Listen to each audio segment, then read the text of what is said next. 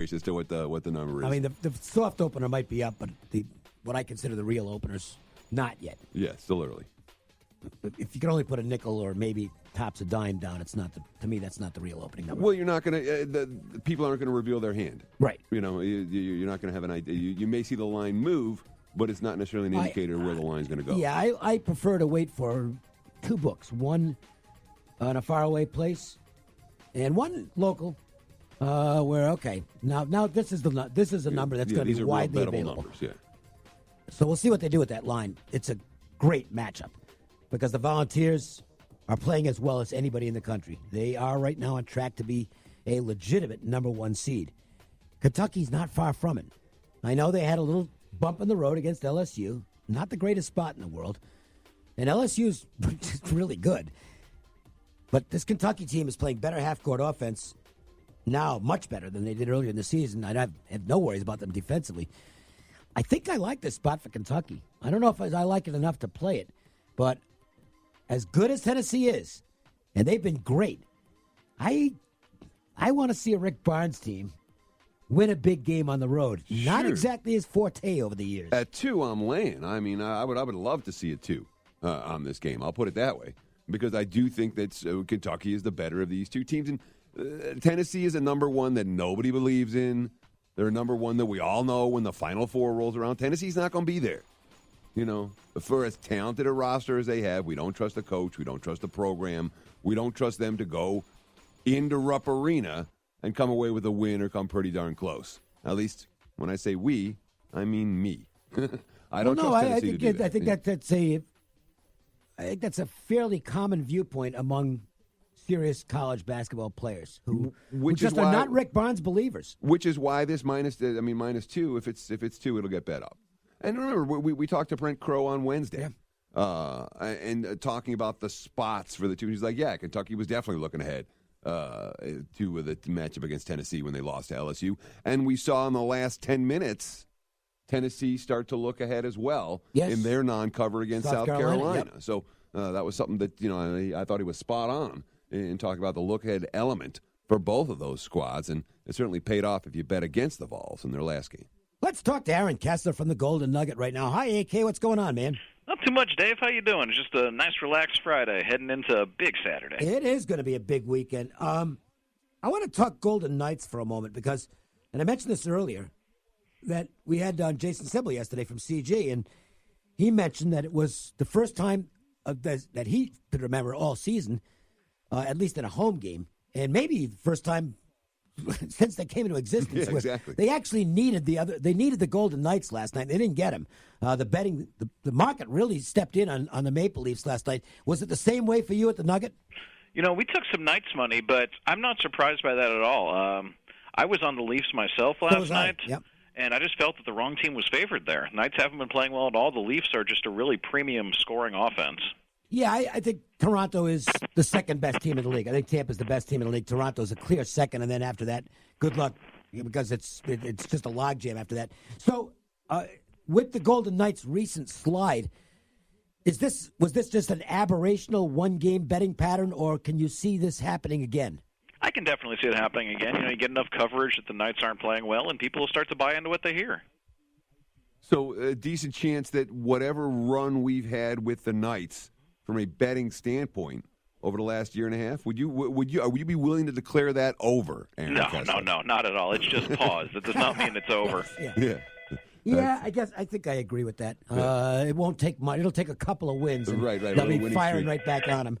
And hopefully that will happen soon because it's more fun when they're winning than losing. NBA All-Star Weekend is here.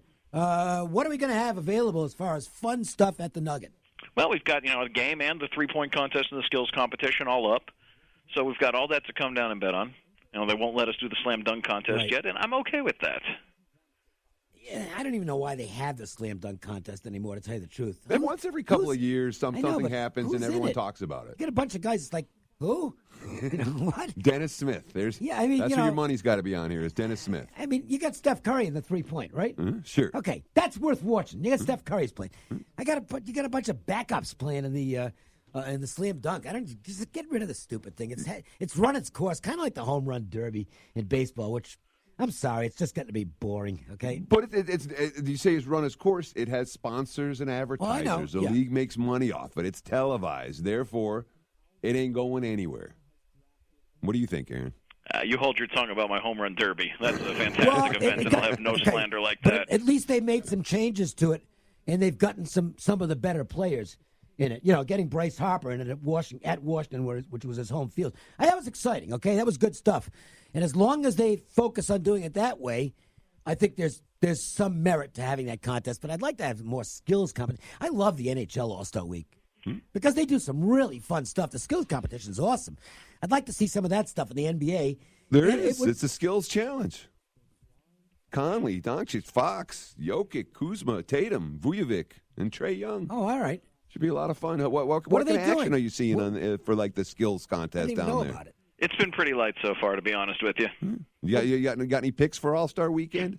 I'm not much of an NBA guy myself. No, but neither am I. And, shame on me for not even knowing they had that. Yeah, they do. But have they promoted it well? Because I should have Yeah, known it's on about that. All-Star Weekend. Turn on the TV, you'll see it. It was on last year. They had one last year? Yeah. So, Okay, so I admit to your not being idea much of an NBA guy. that it should be a good idea is correct. It is a good idea. Wait. Somebody already thought of it. Okay. Well, look, I'm paying more attention to the. No, I'm not. The AAF. How did it go the first week in terms of action? How'd the bettors do? What was the volume like? And what are your expectations, Aaron? we did all right in the first week of the AAF. It was crazy. We opened them up, and all of a sudden, all this sharp money comes in, so-called sharp money, betting every over, moving them 4 or 5 points. Then they watch Saturday's games, and all the totals drop another 7 points. And then Just Sunday's a game fun little split. ride, and we did just fine. For Sunday was the one over cashed. Yeah, And the that- late over did cash on Sunday. which probably didn't hurt. Are you seeing any big line moves here in week 2? No, Yeah. nothing much yet. So we're just going to monitor the situation and see what happens, see where the money comes in. Would you judge it as a sharp market, in kind of like what we've seen in the past with some lesser football leagues, where the only people that bet on it, not the only, but there's a good percentage of the people who bet on it compared to the CFL, because CFL has, if you want to do percentages of sharp players as opposed to just recreational, Fairly high. way higher percentage of sharps in the CFL. People who really study the league. Is it? Do you think it's going to be the same thing here, or will there be a more casual aspect to it? I think you'll get your casual fans. I mean, you throw 11 guys playing football on TV and people will bet on it. So I don't really anticipate people not betting on it, but it's not going to threaten the NFL or college or any of the other leagues we love. No, not at all. It's just year 1. Let's talk some NCAA tournament futures.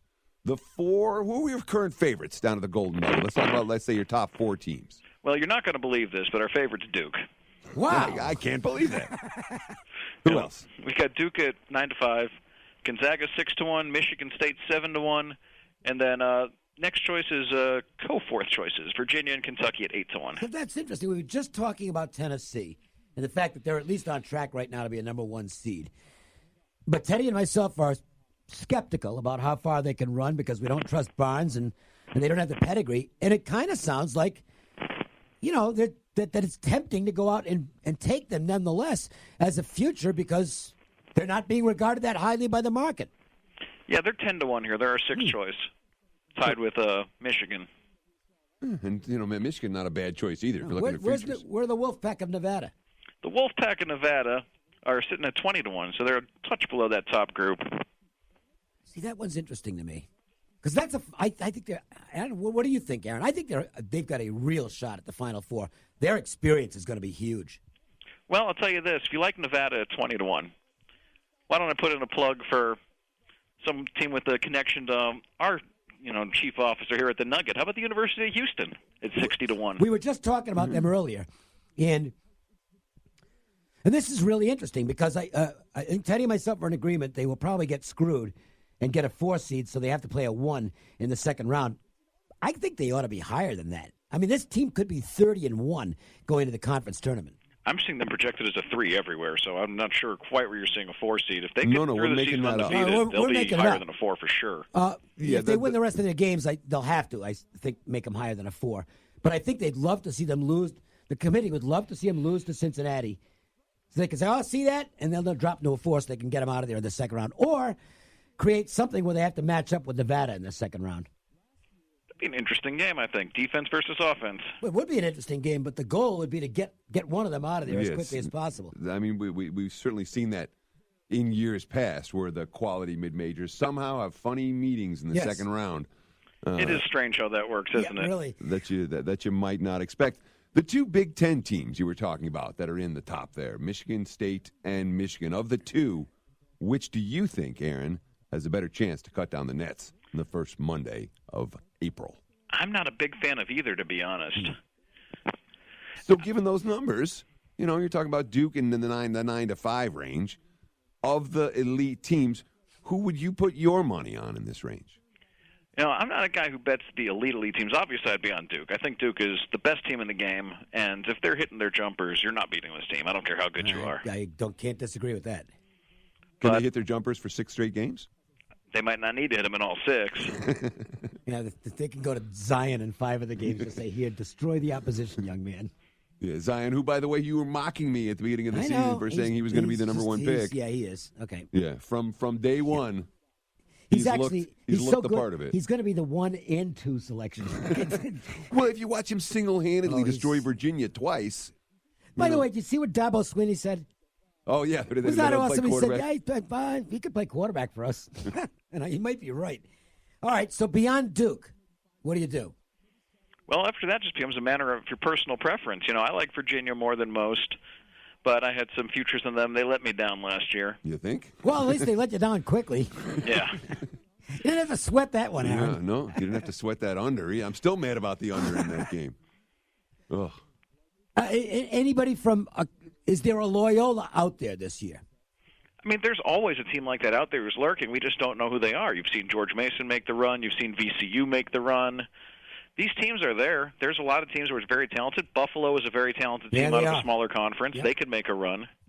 And Buffalo's in play tonight at Toledo. You guys taking a lot of action in that game? And done a little action on Buffalo here. Their public's starting to find out who they are. Another team that's very good is Wofford.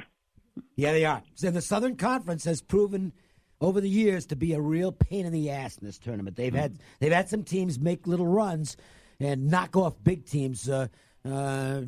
I can't say more often than not, but it's happened a lot. Yeah, they've been dangerous. They've had a couple good runs out of East Tennessee State, a couple good runs out of Tennessee Chattanooga to the Sweet 16. They're tough. And I'll tell you something else. Let's not disregard Murray State out of the OVC because they got an NBA guy on that floor. A big-time NBA guy. They're pretty good, and that was a nice win for them last night at Austin Peay. Aaron, what's happening this weekend at the Golden Nugget? Well, we continue our 52 Fridays concert series, and that's always about. You're down here for most of those, aren't you, Dave? No. No, I feel like I see you for the 52 I'm not going to Fridays. lie about it. We got Blue Oyster Cult this week. Friday, I have about as much chance of getting out to a concert on Friday night as I do of becoming Pope. I mean, Saturday college basketball. Yeah, I got 9,000 Saturday college basketball games I got to look at.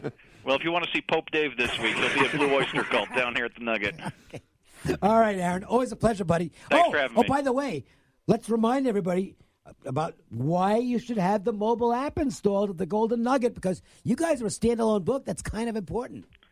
Yeah, I mean, got lines around the corner at March Madness. May as well just sit in the comfort of your own home. And you might get a number there that you can't get anyplace else. That's true as well. Really big. And now's the time to sign up because you don't want to do it on the Thursday of March Madness. And when are you going to open up entries for this year's Ultimate Football Challenge? We haven't officially announced the date yet, but it's going to be early. We're going to do it in March this year. Cool. Wow, good for stuff. you. Thanks, Aaron. Thanks for having me. Break time. Kelly Stewart next. The Las Vegas Sportsline. No guts, no glory. This is Monster Jam. Presented by official partners America's Best Contacts and Eyeglasses and Big 80 Tires. Tickets start at $15. Restrictions may apply. Coming to Sam Boyd Stadium March 23rd. With John Lyons from Lyons Physical Therapy, the ratings for LPT are as good as they get, 5 out of 5 stars. What makes Lyons Physical Therapy unique as a treatment option? Yeah, Dave, and we're thankful for that. We've had great patients and customers over the years that have given us honest reviews. I think what separates us from other companies is that we pay attention to our patients. We individualize their treatment plan. We take our time and use our manual therapy skills and our hands to actually work on every patient. These patients aren't just a number. We're actually trying to help them, and we listen to their needs and what works best for them. Lions